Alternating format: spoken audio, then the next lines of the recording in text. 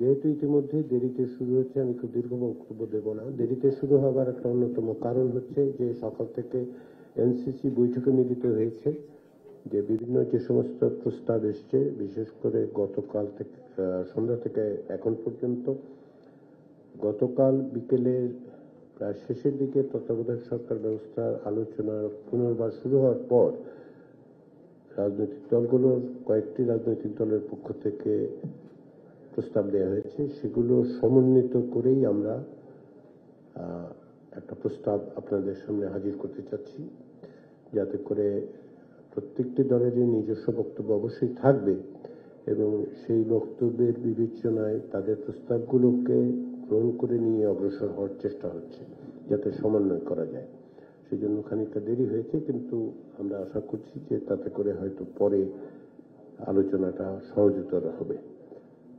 সময়ের বিবেচনা আপনারা সকলেই জানেন, আমাদের সামনে আজকে, আগামীকাল এবং পরশুদিন, অর্থাৎ 29, 30, 31 জুলাই, এই 3 দিন। 31শে জুলাইয়ের মধ্যে আমরা যেভাবেই হোক আমাদের সনদের একটা চূড়ান্ত রূপ, অন্তত পক্ষে যে সমস্ত বিষয়ে ঐকমত্য প্রতিষ্ঠা হয়েছে সেগুলো সুস্পষ্ট করতে হবে এবং সনদে অন্তর্ভুক্ত করতে হবে।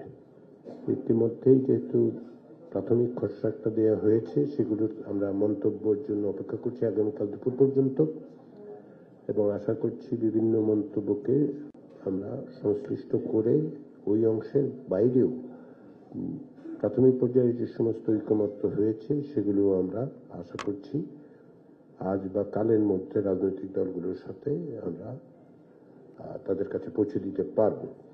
তাতে করে যেটা হবে, এখন পর্যন্ত প্রাথমিক পর্যায়ের ঐকমত্যের জায়গাগুলো এবং গত এই পর্যায়ে যেগুলো হয়েছে সেগুলো সমন্বিত করে পরশু দিনের মধ্যে আমরা একটা সনদের জায়গায় পৌঁছাবো।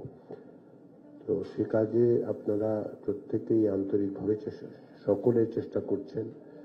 সবচেয়ে বড় জিনিস, আপনারা কমিশনের প্রতি রাজনৈতিক নেতৃবৃন্দ যে সহনশীলতা প্রদর্শন করছেন। সময় দিয়ে আমরা দেরিতে শুরু করছি, কিন্তু কাজের মধ্যে আছি, সেজন্য আবার আন্তরিক ধন্যবাদ সবাইকে। আমি এই বলে আমার বক্তব্য শেষ করছি।